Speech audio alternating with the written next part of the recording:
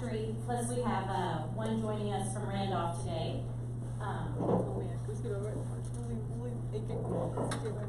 So I'm the Deputy Director for ATID that's downstairs that shares space with AFWERX. So ATID is the APTC Technology Innovation Detachment. So my name is CJ Hale, Active Duty Lieutenant Colonel, and I will pass over to Jen. I'll give you that. We'll fake it till we make it. So I'm Jen, here at the AFWERX Austin Hub. I'm the Director of Outreach and Ecosystem Development. How many of you are familiar with AFWERX and what we're doing? Everyone, great. So I don't really have to explain it too much, but AFWERX is, you know, the Air Force came up with this idea in 2017 that our airmen can solve Air Force problems. And so we created this hub called AFWERX. And it's a way for us, our team, to connect the airmen to people like you, people that can solve their problems. So half of us here in Austin are part of AFWERX, and the other, we're part of a MAGCOM, which is Air Education and Training Command, which is out of San Antonio at Randolph Air Force Base. So we're focused on a lot of learning how to train people faster, better, quicker, cheaper. So those are some of the things that we're focused on here in the hub. There are 3 hubs of AFWERX. So here's Austin, but you also have Vegas and DC. So we're kind of spread out across the country, so you don't always have to interact with us, but we are here on the first floor of Capital Factory. So we are here to help you, answer your questions, and just be a face to this big thing called Air Force. Any questions so far? Okay, we'll continue with the intro. My name's Pete Ginto. Okay, thank you. My name is Pete Ginto. I am actually the oddball up here. I don't belong to AETC. I don't belong to AFWERX. I'm at the Air Force Personnel Center, and I am the contracting career field team chief. So I manage our career field for contracting for the Air Force across our whole enterprise. So I work really closely with SAP AQC. So that's our overall contracting leadership with Pentagon. This is a really big part of big power competition and how we're trying to get after it and make our technology better than our near-peer competitors. And I work very closely with AFWERX in that when all these large events happen, we need talent. So everything's driven by people. We had a speaker up here from Mel mentioning people drive everything. It's about talent. Same thing for us. He mentioned that he has jobs. I have jobs too. So if anybody needs a job to work in Air Force contracting, please talk to me. But beyond that, so we also work with AFRL. We work with our different PEOs. We work with lots of different organizations to try to make sure that the ideas, things that are happening at AFWERX, spread across the entire Air Force. So a big part of the expansive, just the boom in the innovative places, because AFWERX the problem areas that we have, and basically let you guys know what's going on, especially with the new server that's just being released for the cohorts. So pass back to Jen, kind of kick everything off. Sure. So how do you recommend that be your first stop? So repository is on our website. Another one is we do a monthly showcase. So we normally do that the 3rd week of the month. So you can reach out to me. If there's space, we'd be more than happy to include you into that showcase. Normally, we'll bring in airmen from across the Air Force, that's big A, officers enlisted, that want to learn about AFWERX. And so we try to consolidate those tours to once a month. And then we always put them in front of some companies. So if you want that opportunity too, we would love to expand our horizons and allow you that opportunity to pitch to potential customers within the Air Force. Also, during that showcase, we have the other DoD entities that are here in Capital Factory. They give an overview. So we have AAL joins us, DIU joins us, NSYNC. So it's kind of a one-stop for Capital Factory with DoD. That you can see what's here, where our challenges are, what the pitch is, where we can link you in with the warfighter. And then another event, as Jen's saying, the homepage is really the place to go for the challenges and the collider opportunities. So what we're trying to do is just to be the medium between small businesses and airmen. So we're trying to link you with the airmen in the wing, and the group, and the squadron that has a need for your technology, but just doesn't know how to find you. Because it's overwhelming to them, it's overwhelming to you. So the colliders are a great way for you to come here and actually we showcase your product and meet the warfighter that needs it, and then we go through contracting through a SBIR phase 1 or a phase 2 to actually move it forward. Was anyone here part of the collider that we had about a month ago? No? Brian, thank you. Capital Factory. So I think this is something that we're doing right. So a lot of companies were coming in through the SBIR process, but we're having a really hard time finding people in the Air Force to answer their, pick up their phone calls and actually answer them. And so we came up with this idea of this kind of matchmaking, speed dating thing. So after the last SBIR closed down, we invited those companies to come here. We did it here at Capital Factory. There was about 100 companies that set up. And for 2 days, we brought in, there was about 500 people total. We brought in DoD, stakeholders, and companies. And around a 2-day period, we had programming built around that for not only the companies but the airmen, but it was a way for you guys to get to know each other and to find customers. So I think that's something that we're doing really well. The next one, potentially, don't quote me on this, will be right around South by Southwest. That's our goal. So I think, be looking out for those. So we'll talk a little bit about SBIR because that's kind of the main AFWERX point. So the recent SBIR cohorts, we do 3 cohorts a year for AFWERX. So when you see a 19.3, that means 2019 cohort 3. We just opened that up yesterday, I believe, for applications. And that'll be open for another month.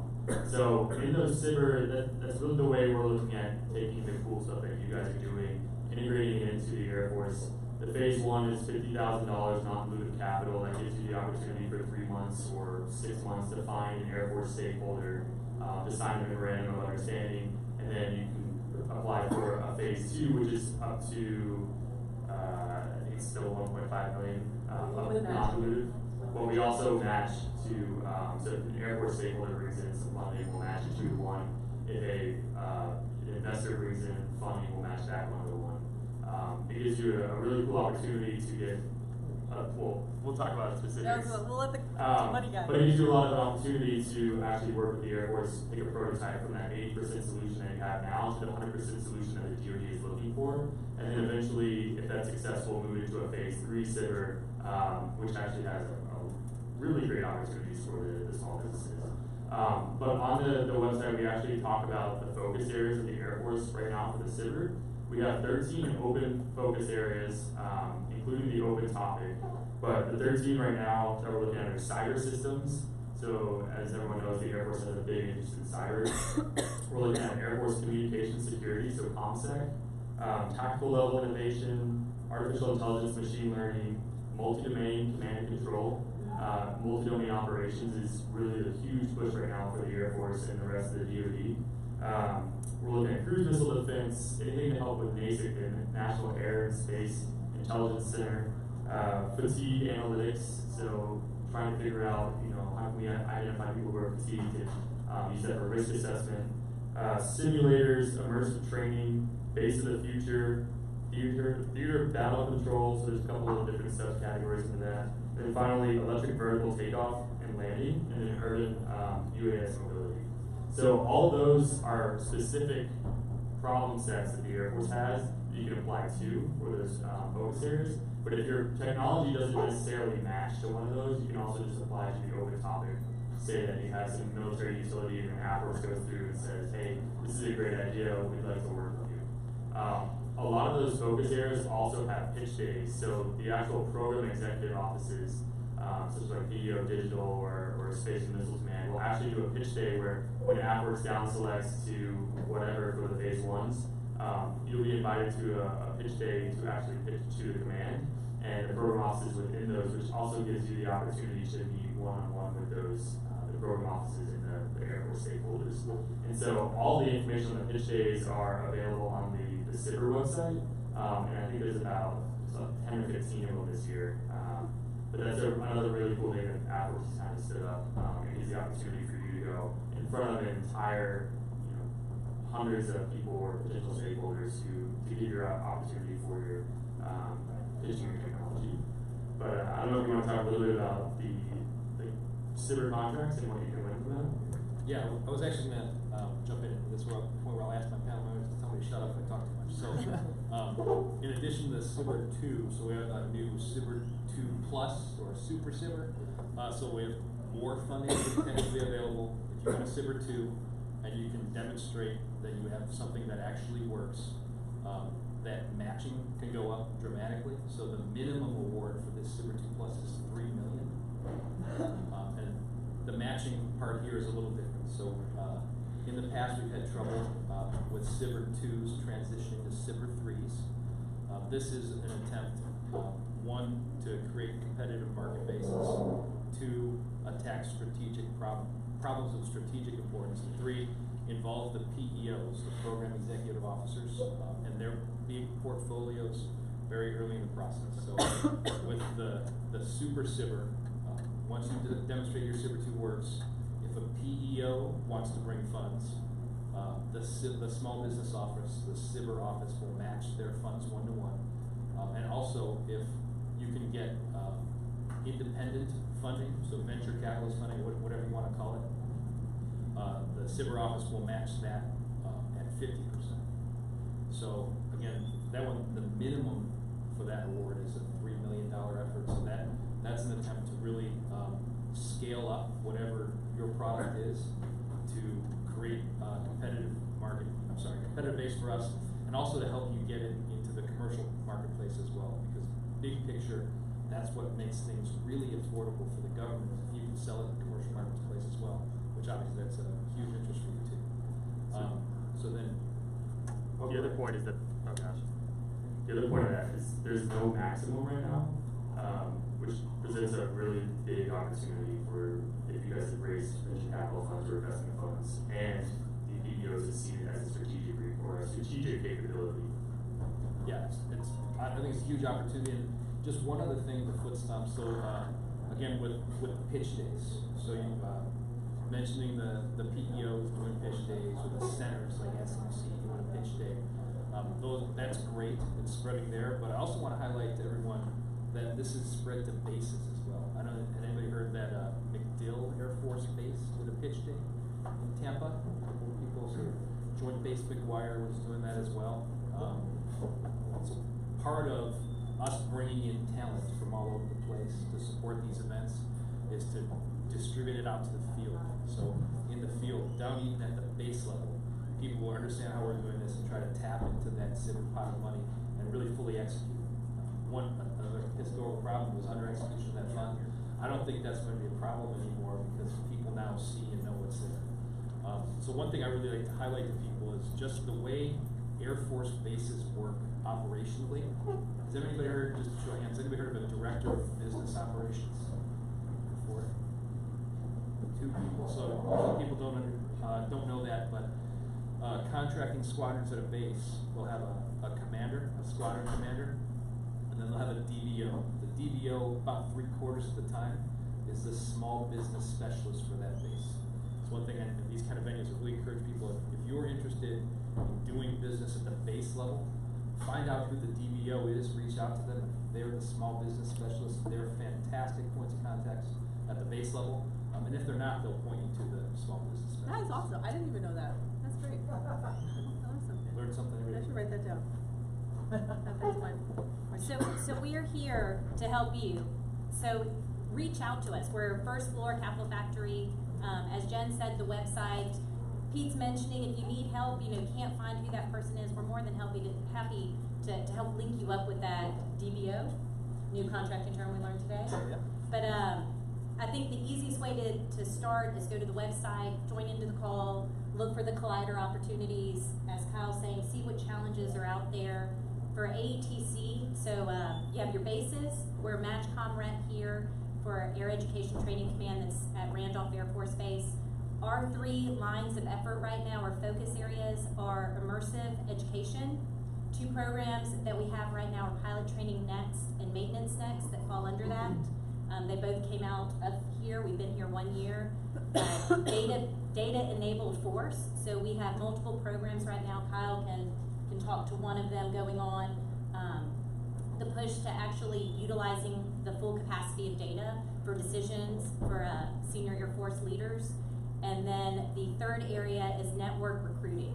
So we are looking at ways to reach out to the everyday U.S. citizen and let them know that the Air Force is an opportunity for them.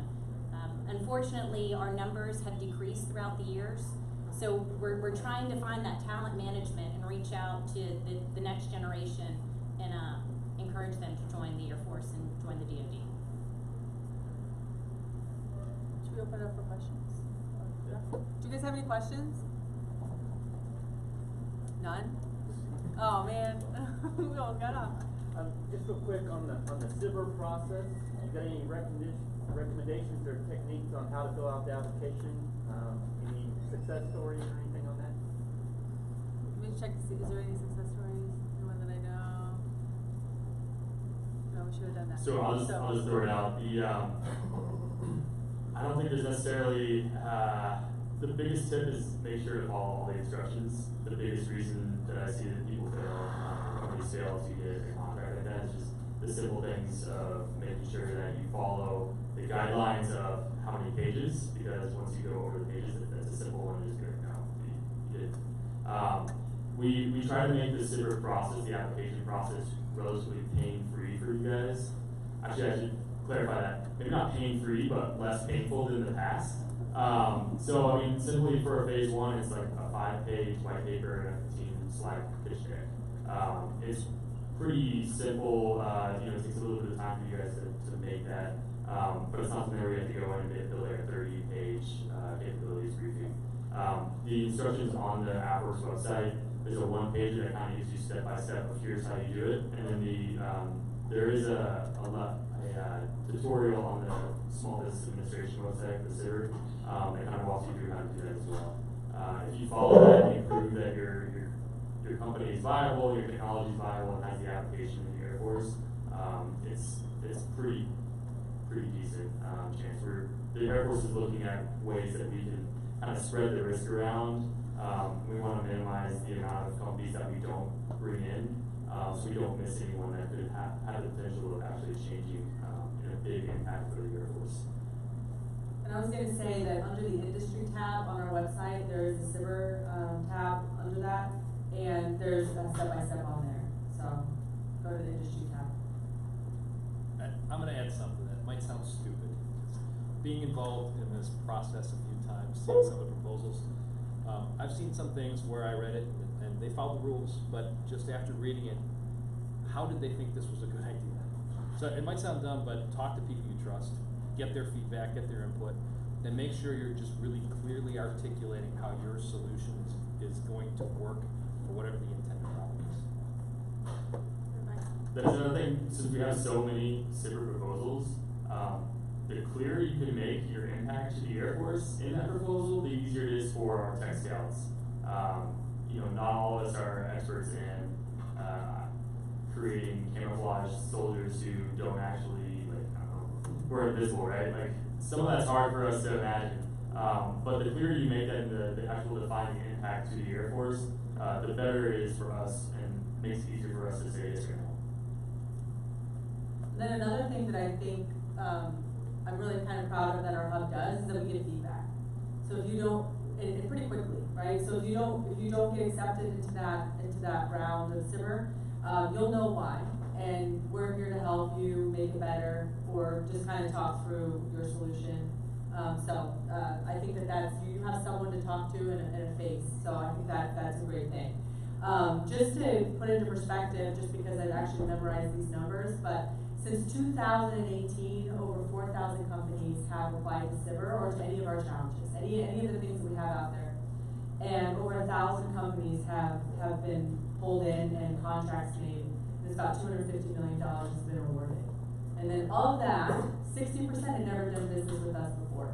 So the times are changing. I think AFWERX is doing a really, really good push now. So if you're thinking about it, I would say go for it. Right? What does Eric say? It's like nothing that a Red Bull and one Red Bull can solve, right? So one long night and you should be good. So we're reaching out to non-traditional companies, non-traditional DoD industry. So we want to work with you. So please don't hesitate to reach out to us.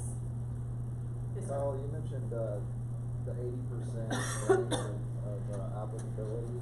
what is the, what about, prototype, concepts that would apply to these challenges? Is that pretty standard, or could there be something that, with that 50,000, you could actually see a prototype through, and then also the fund, going through these different situations, in a conversation yesterday, it really comes down to what can you use those funds for? What are the limitations? Like trips to Hawaii. I mean, you can start. You can, see in the startup world. You can see how monies are used with investment. I assume that it's not the case with AFWERX. And so, what are those limitations? Definitely. So I'll answer the first question. When I spoke about like the 80% solution, so in order to get a SIBR, you have to have a working prototype that has some sort of dual use in the commercial sector. So we're looking for people or technologies that are being utilized by the commercial sector as well as have military applicability. When I say the 80%, a lot of the times the DoD and the Air Force is a little bit special on the way we do business.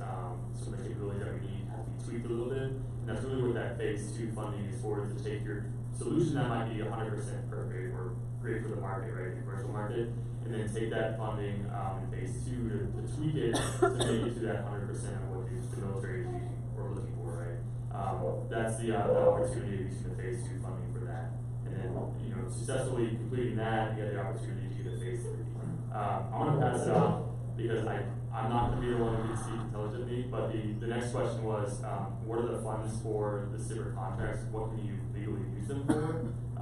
That's a contract question. Yeah, and that's an allowability question. Then you would have to just direct that to your PCO. It'll depend on what it's being used for and what the intended purpose is. So really the answer is it depends. And also, I think part of the answer to your question about the prototype thing, so you can do a direct SIBR 2 award. Right? So if you have a prototype and it's ready to go, you'll be able to produce it. AFWERX or whoever, whoever is owning the requirement can decide to award direct to say phase 2 instead of doing a phase 1 where you're just kind of demonstrating how it's going to work through paper. So to talk about that phase 1 and phase 2 differentiation, if no one kind of understands, the phase 1 is a small dollar amount just to kind of give you enough runway to help you find Air Force customers. So that's the intent is really to give you some money that you can use for your travel or just kind of keep you going while you look for the customer, sign the MOAs and MOUs, and then apply to a phase 2.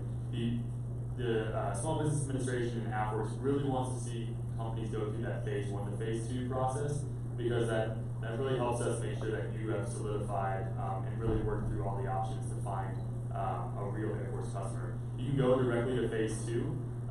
That's definitely, if a customer comes to you, an Air Force customer says, hey, I'd love to use this, let's do a phase 2, totally go for it. I would also recommend applying for a phase 1 SIBR at the same time in parallel, because if you don't get that phase 2, you're much more likely to get a phase 1. And it's it's much harder to get a phase, I would say much harder, but it's harder to get a direct to phase 2 SIBR contract than it is to get one if you have gone through the phase 1 process as well. So, kind of following on the question about how hard is it to fill out, do you guys have templates or like examples of like, here's what a white paper should be, Yes, sir. They're all on the website. There's a resource tab, and then also on the SIBR page, we redesigned it and released it yesterday for this new cohort. There's white paper examples. There's also check examples that you can follow. Any other questions? And on that, just to follow up on that, being here at Capital Factory, there's multiple companies that we have on contract that you can link up with for mentorship, advice, how did they go about the process, what worked for them. So that's another avenue of being here that's a benefit.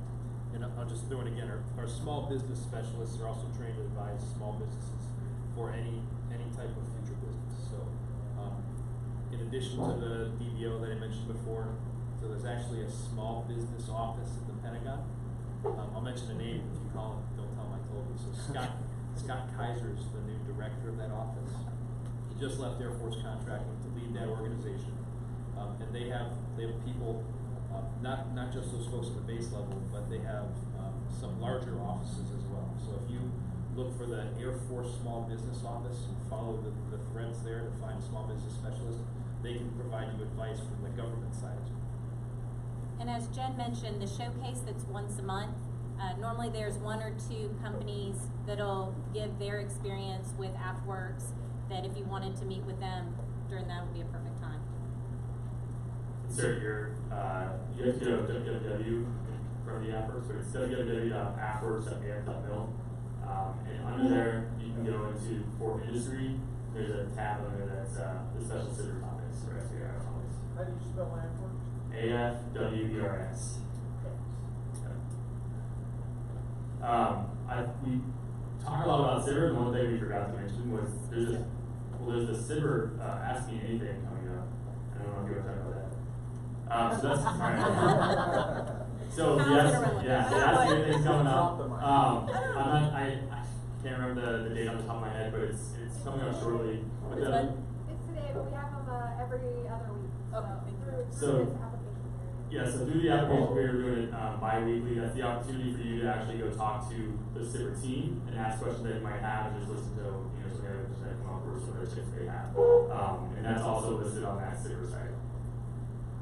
Sir. Yeah, I don't know if you mentioned it, but do you have office hours where we could just set a meeting just to? We're set it? downstairs Monday through Friday. Yeah. So right when you walk in, first floor on the right, it says AFWERX. Stop by, knock on the door. There's normally from I'd say 09 till the end of the day, there's someone in the office. Okay. I was gonna say that people walk by very slowly, awkwardly, and we'll look up because you'll sense it, and then we'll look up and we'll make eye contact, and you come to the door, or just knock on the door. But a lot of times we're down working.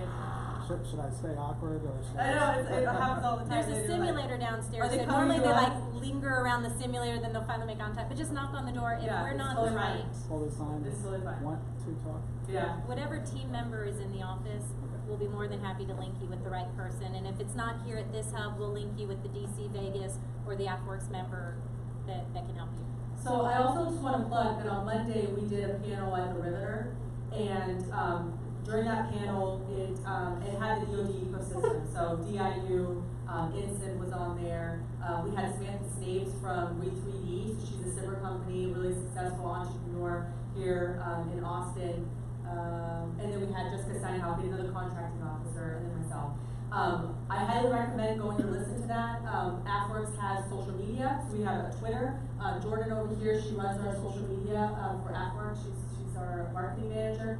But she put out the live link. So I would go watch that because a lot of the questions you're going to have, Samantha did a fabulous job of explaining it because she's done SIBR through every agency you could ever hope to do business with. And so I would just highly recommend it. And then Jessica Steinhoff, Major Steinhoff out of AUTC, she did a fabulous job also just kind of explaining the nuances of SIBR.